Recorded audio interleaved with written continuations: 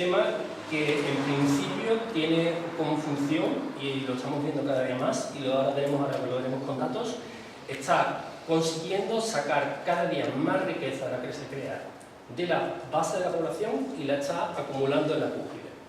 Esto se hace por diversos mecanismos que hoy día no podemos verlos todos, porque, como digo, es una pequeña introducción, pero me parece importante que por lo menos se tenga una pequeña idea de cómo el sistema está funcionando. Pues bien, en principio, yo creo que todos estaremos de acuerdo si yo digo que lo que estamos viviendo vivimos en capitalismo. Yo creo que aquí no hay una discusión grande, ¿no? O sea, vivimos en un sistema capitalista, y el sistema capitalista, en general, el objetivo fundamental que tiene es la creación de capital y la acumulación de capital. En la fase actual que estamos, y solamente como introducción, estamos en una especie de capitalismo financiero, donde, digamos, el escalafón financiero del sistema es el que de verdad lleva, digamos, la voz cantante y es el que más crea, o sea, más acumula capital. Yo voy a empezar con una cita de un libro de Rick Toussaint que se acaba de publicar en español. Yo lo tengo aquí en francés, pero está publicado en español en Barcelona, la editorial Icaria. Se presentó hace, creo que... Se presentó hace un par de días, el jueves pasado. O sea que el libro ya está en español, si a alguien le interesa. Y la cita dice lo siguiente: la interconexión y la implicación inextricable entre los gobiernos, los estados, los bancos, las empresas industriales y comerciales, así como los grandes grupos privados de comunicación, constituyen, de hecho, una de las características del capitalismo, en su fase actual como las precedentes. Hoy, el gran capital está dominado por una lógica financiera. No ha cambiado de naturaleza, ha cambiado de forma. Su carácter parasitario y destructor está todavía más marcado que a lo largo de los 2 siglos que han precedido. Bueno, no voy a entrar en una discusión teórica, simplemente es una opinión sobre el sistema en el que estamos. Entonces, es evidente que lo que se está promoviendo y a lo que estamos viviendo en los últimos 30 años, cuando se implanta el sistema neoliberal, es un sistema dominado por los medios financieros que está llevando a una acumulación importante de riqueza. Como un botón de muestra, el informe del Credit Suisse. ¿Conocéis el Credit Suisse? Es uno de los bancos más importantes de gestión de riqueza suizo. Elaboran todos los años un informe sobre cómo está distribuida la riqueza en el mundo. Y en el último, del 2014, dice que el 1% más adinerado posee, entre tanto, el 48% de todos los activos globales.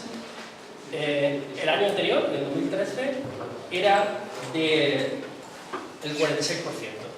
O sea, no solo es que se esté creando una acumulación escandalosa de riqueza, sino lo que al mismo tiempo está ocurriendo es que esa riqueza está aumentando, se está acumulando cada vez más. Aquí os he puesto un esquema, se refiere a los Estados Unidos y está por periodos.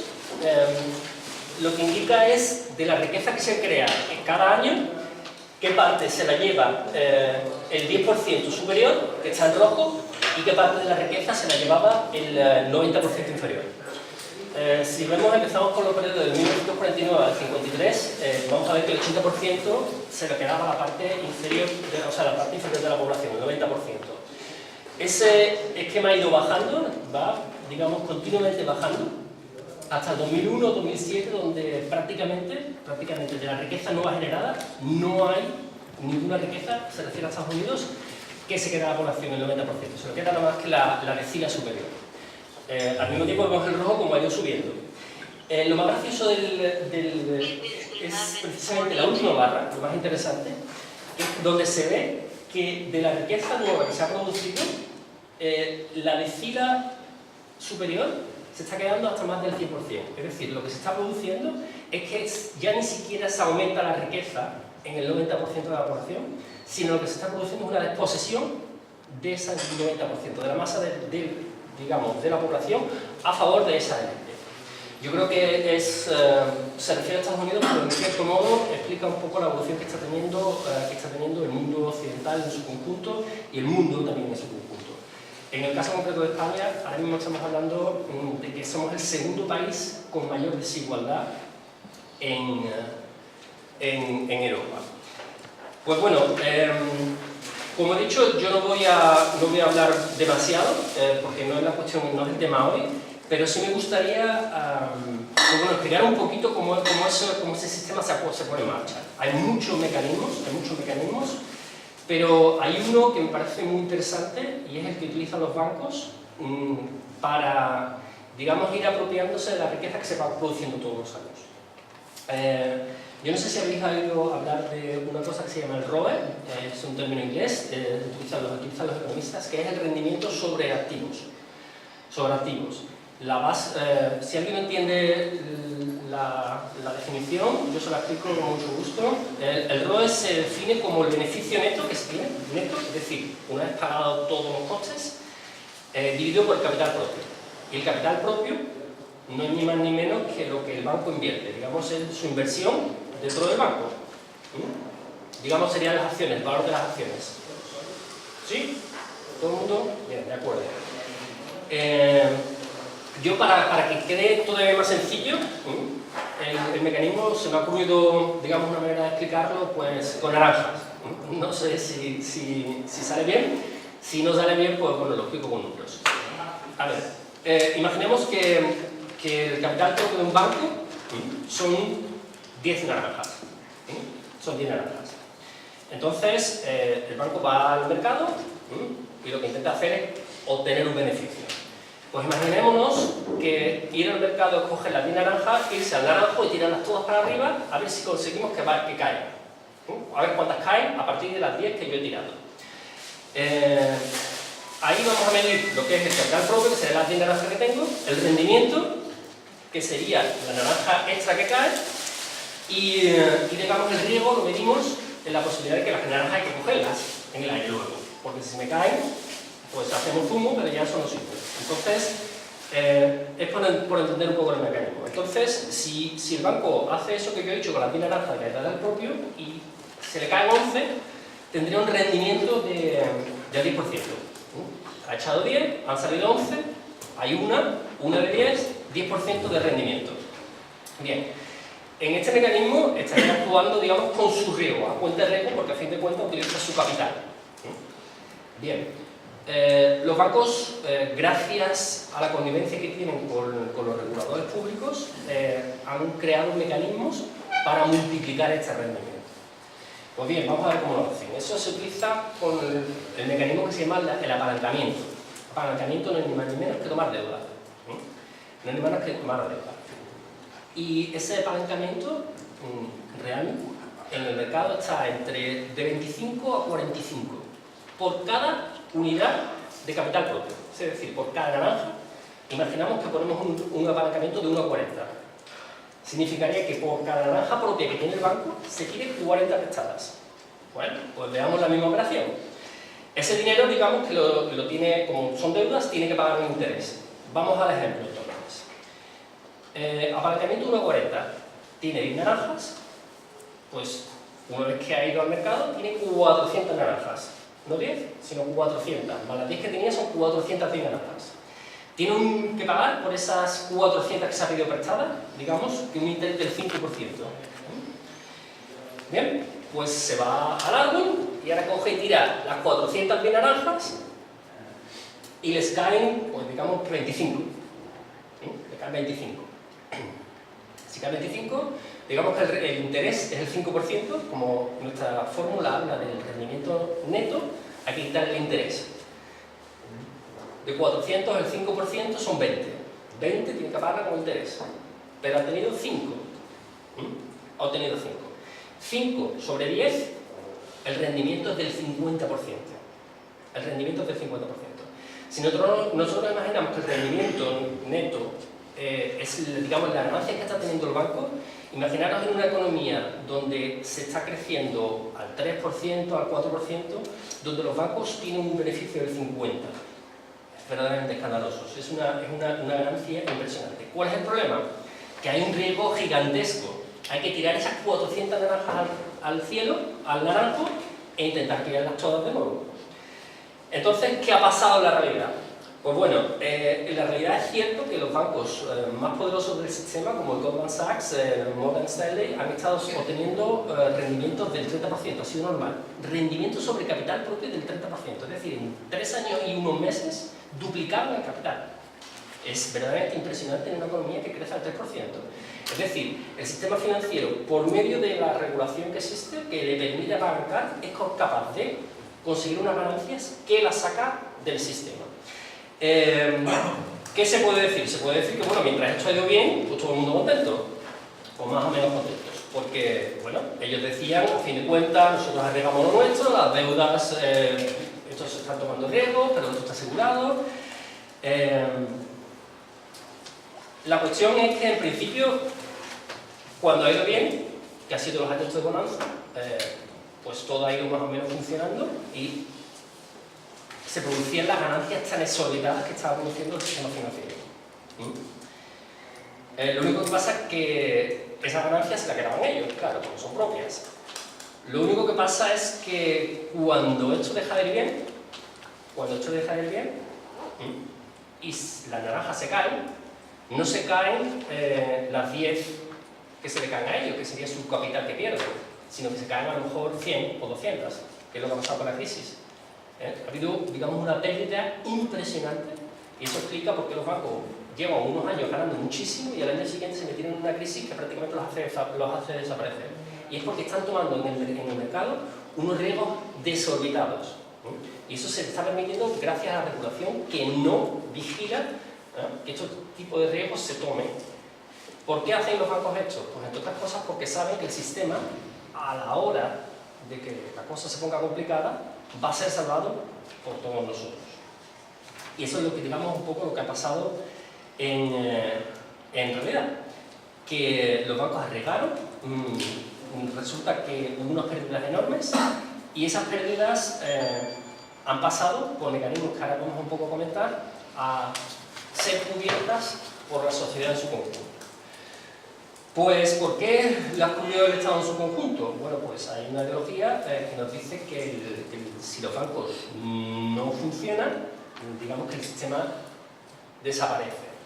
Y es cierto que los bancos tienen una función fundamental en el sistema, pero también es cierto que ante quiebras bancarias hay varios mecanismos y varias formas de actuar. No solo tiene que ser salvar siempre al que ha tomado riesgos, que lo justificaba diciendo que, bueno, los riesgos eran suyos y que si ganaba bien, que para eso había tomado los riesgos.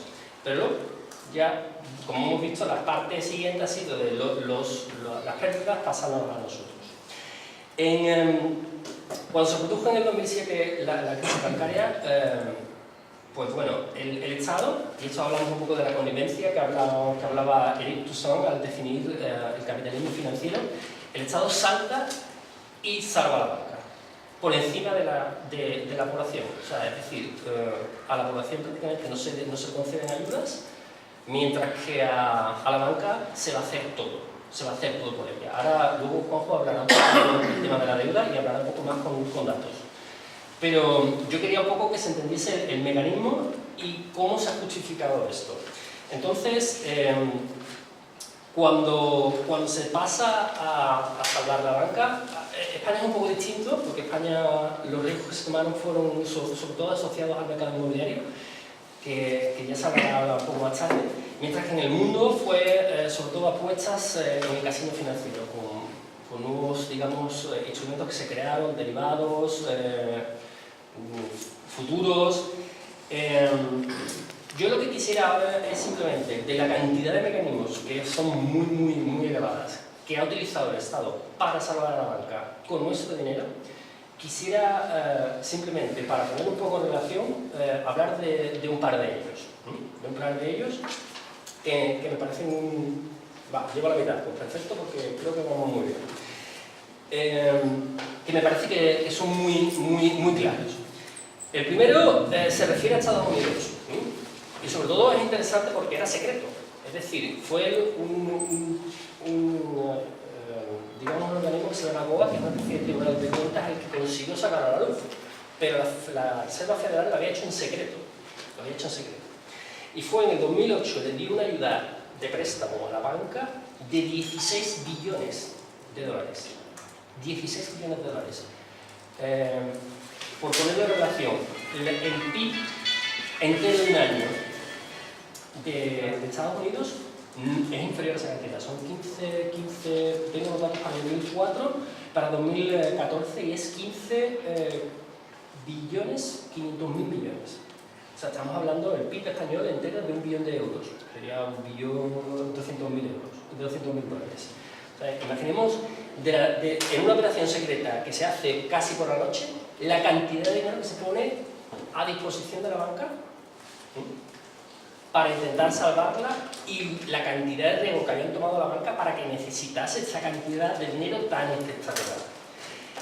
En Europa se hizo un poco distinto. Ha habido muchos mecanismos que se han puesto en marcha por medio del Banco Central Europeo para, digamos, ellos dicen que no hay un problema de solvencia, es decir, no hay un problema de quiebra, sino un problema de liquidez. Es decir, que no pueden hacer frente a los pagos, en un momento determinado. Bueno, pues de los muchísimos medios que puso el Banco Central Europeo, yo me voy a quedar con uno que se llamó el Long Term Refinancing. ¿Lo tengo por aquí? Lo estaba diciendo en memoria, me falta la O, que es el LTRO. El LTRO que puso a disposición, aquí lo tengo, Long Term Refinancing Operations, puso a disposición de la banca europea 1 billón de euros. 1 billón de euros en las siguientes condiciones. A mí, si alguien tuviera una crisis, a mí me gustaría que me financiaran de la misma manera. 1 billón de euros a 3 años al 1%. Lo curioso de ese 1% es que ese 1% se pagaba al final. Es decir, se tomaba el billón de euros prestado, pero no había que devolver absolutamente nada durante los 3 años. Solamente al final de los 3 años devolver el capital con interés. Pero no contando todo con eso, el Banco Central Europeo ha ido bajando el interés. Es decir, que a mitad del contrato les ha ido mejorando las condiciones. Le ha ido rebajando al 0,75, luego le bajó al 0,5, luego al 0,25 y creo que ahora anda por el 0,05. Es decir, que de ese 1% tendrá que pagar los primeros 6 meses, creo que paga el 1, pero luego va a ir bajando continuamente para devolverlo al final al 0,05. Eso, estando por debajo de la inflación, es decir, que le estamos regalando, porque el dinero que devuelve la banca, real, descontada la inflación, es menor que el que se le prestó. Es menor que el que se le prestó. La banca, muchos bancos no van a poder devolverlo. Y ya el Banco Central Europeo ha dicho que no hay ningún problema, que se va a volver a refinanciar. Al tiempo que haga falta. El Banco Central Europeo, que cuenta con dinero público, no tiene ningún problema para poner todas las cantidades que sean necesarias para que el sistema financiero y los bancos se refinancien. Y al mismo tiempo, está exigiendo a las sociedades que nos apretemos el cinturón y que desmontemos los poquitos de estado de bienestar que tenemos. ¿Qué efecto tuvo esto? Con la famosa prima de riesgo? Y simplemente por tener una relación con España. España, los bancos españoles, que se supone que son muy solventes, según dice el Ministerio, tuvieron que tomar prestados 300.000 millones. O sea que de ese billón, prácticamente un tercio, se lo tomaron los bancos españoles. O sea que de la solvencia es una cosa que habría que hablar. Entonces siempre se ha dicho, ¿y de qué se utilizó ese dinero además? Una de las funciones fundamentales, o de las cosas fundamentales que ha hecho la banca con ese dinero que tomó prestado a esas cantidades tan ínfimas, ha sido comprar deuda pública. Porque nosotros sabemos que en Europa el privilegio de la financiación a los estados lo tiene el sector privado, es decir, la banca. ¿Qué quiere decir eso? Que el Estado solamente se puede refinanciar tomando prestado a los bancos. En este jueguecito de dinero prestado al 1 y ahora que está al 0,05 y con los intereses que paga España, que empezaron a estar al 7, ahora andan por el 2, siempre hay un margen enorme que es ganancia pura y directa sin haber hecho absolutamente nada. Es decir, haber dicho al Banco Central, déjamelo, y haber dicho al Estado español, tome usted. En ese cambio se ha tenido que tomar entre el 5% y a lo mejor el 2% de ganancia. Esas son ayudas públicas que se están dando al sector, mientras que a la sociedad les estamos pidiendo cada vez esfuerzos mayores. Es cierto que, digamos, esa garantía ha conseguido que la famosa prima, que luego nos dirán, la famosa prima de riesgo que paga España por esos intereses haya bajado. Pero si bien es cierto que ha bajado, también es cierto que podría haber sido mucho menor. Podría haber sido mucho menor porque si esa financiación hubiera sido directamente del Banco Central, pues no hubiéramos pagado el 7 que pagamos, no hubiéramos pagado desde el principio el 1 o quizá el 0,5 o lo que el Banco Central hubiera puesto, pero desde luego cantidades enormes. Entonces, este tipo de deudas, un ejemplo, es lo que nosotros hablamos de deudas ilegítimas. Son deudas que se han contraído legalmente según el sistema, pero que no han sido a beneficio de la población, sino que han sido a beneficio de una ley. Y esas son deudas que nosotros consideramos que son ilegítimas porque no tenemos que pagarlas nosotros, que pensamos nosotros que no tendríamos que pagarlas nosotros porque los beneficiarios serían los que tienen que cubrirlas. Sobre todo es curioso porque la deuda esa precisamente la tienen en su mayor parte los bancos que han sido salvados con dinero público.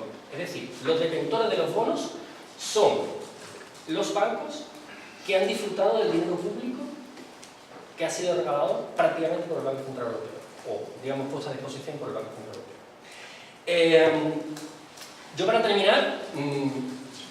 terminar quería decir una cosa. ¿Se podría haber hecho de otra manera? Bueno, pues yo creo que se podría haber hecho de otra manera, claro que se podría haber hecho de otra manera. Una de las cosas que estaba explicando, que el Banco Central Europeo lo podía haber hecho directamente. Todo el mundo me dirá, bueno, pero es que existe el tratado, el 123.1 del Tratado de Funcionamiento de la Unión Europea, que dice muy claramente, lo leo, dice: queda prohibida la autorización de descubiertos o la concesión de cualquier otro tipo de créditos por el Banco Central Europeo y por los bancos centrales de los Estados miembros, denominados en lo sucesivo bancos centrales nacionales, en favor de instituciones, órganos u organismos de la Unión, gobiernos centrales, autoridades regionales o locales u otras autoridades públicas, organismos de derecho público, bueno, en cuestión, que está prohibido. Bien.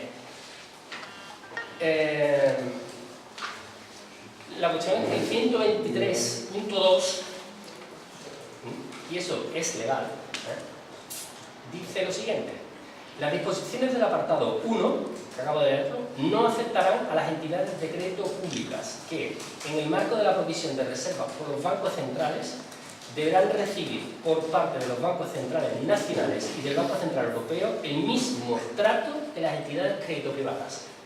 ¿Qué significa esto? Si nosotros con el dinero público teníamos por aquí, yo por un momento voy a poner un segundito esta segunda. Vamos a ver, vamos a cerrar esto. Vamos a poner esta para que veáis las ayudas públicas. Estos son los tipos de ayuda pública que ha habido. Estas son medidas de capitalización y aquellas de liquidez. Pero me voy a referir, si consigo bajar esto, porque este ratón aquí lo tengo. Esto lo ha hecho un compañero de... Aquí lo tengo. Estas medidas de capitalización son dinero directo que ha puesto el Estado en la banca. Creo que aquí en la segunda tabla está mejor. Aquí. Dinero que se ha puesto para salvar bancos. Entre ellos, Bankia, que se salvó con dinero público. Algunos de ellos, como se han recapitalizado, se han salvado y luego se les va a vender a la banca privada de nuevo por €1, después de salvarlo con €1. Pero lo que quiero decir es que ahora mismo Bankia, legalmente ahora, o sea, España como Estado posee un banco público, que es Bankia. Según el 123.2, podría irse a el Banco Central Europeo y decirle: necesito financiación, y ahora Bankia concederle un crédito directamente al Estado español. Y nos costaría nada, porque el banco Bankia, BFA Bankia, nos pertenece a nosotros. Nosotros podemos determinar qué tipo de interés nos toma el banco que nos pertenece. Y según el 123.2, el Banco Central Europeo no puede hacer nada. Es decir, existen los mecanismos, incluso legales hoy día, para parar la sangría. ¿Pero por qué no se para? Bueno, pues ¿por qué no se para? Y ya digo que no es el único, hay muchos otros mecanismos. ¿Por qué no se para? Pues no se para porque hay una convivencia clara entre lo que es el poder financiero y el poder estatal. Ya sabemos lo que son las puertas giratorias, esta gente que entra y luego sale, y todos los que están ahora, cuando salgan tendrán muy buenos cargos seguramente en cualquier consejo de administración de cualquier banco, y si no, pues darán conferencias como la que he hecho dando aquí, pero al final le pasarán un cheque de 25.000, 30.000, 40.000 euros. Entonces lo que hay es una convivencia muy grande entre digamos, el poder económico y el poder digamos, del Estado, detentado por las personas o ostentado por las personas que hoy día lo hacen.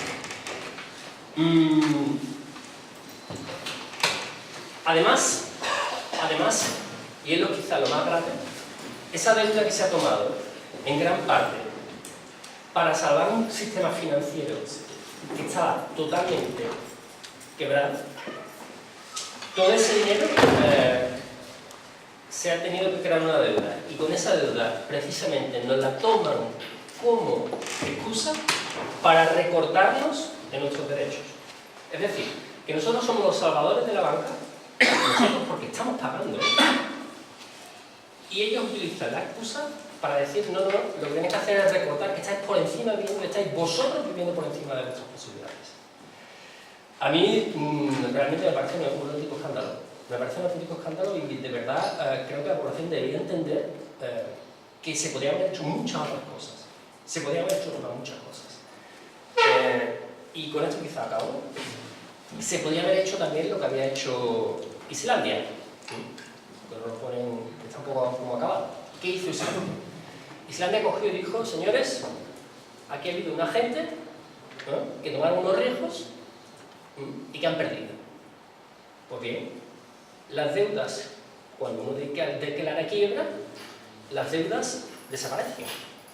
Desaparecen en el sentido de que yo ya no puedo pagar, desaparezco como sociedad, mi capital está perdido, pero la deuda también se pierde. Y como la deuda eran entre bancos, pues hubiera sido un problema entre ellos. El Estado tenía que haber salvado la parte, digamos, de los ahorradores y haber, digamos, apoyado la economía real, no el capital financiero. Y estaríamos quizás, pues como está Islandia, creciendo al 2 al 3%, si no más, ya directamente un año después de la crisis. Porque los bancos irlandeses, gracias a este sistema tan maravilloso, estaban en las mismas condiciones que nuestros bancos. Es decir, manejando sus naranjas por encima, unas 7 veces por encima del PIB del Estado irlandés. Y claro, se cayó. Y cuando se cayó, afortunadamente, porque hubo un pueblo que se le la calle 2 veces y votó en referéndum 2 veces, dijo, yo no lo voy a pagar. Y quien lo jugó, pues que lo voy a pagar. Si nosotros hubiéramos hecho eso, y si lo hubiéramos hecho en la Unión Europea, quizás otra cosa estaría pasando. Pero lamentablemente tenemos el sistema que tenemos. Aún así tenemos posibilidades de deshacernos de esta piedra que va a impedir el crecimiento y va a impedir, digamos, el desarrollo de la sociedad por mucho tiempo. Y uno de los mecanismos que tenemos, y es por lo que esta asociación se ha puesto en marcha, es porque nosotros podemos hacer lo que se llama las auditorías ciudadanas. Es decir, nosotros lo que pedimos es que el pueblo organizado, digamos con técnicos que sepan el tema, pero al mismo tiempo con la población que controle, estudiemos qué es lo que ha pasado. Y a partir de saber qué es lo que ha pasado, es decir, la auditoría lo que nos va a dar sobre todo es el conocimiento profundo de qué ha pasado estos últimos años.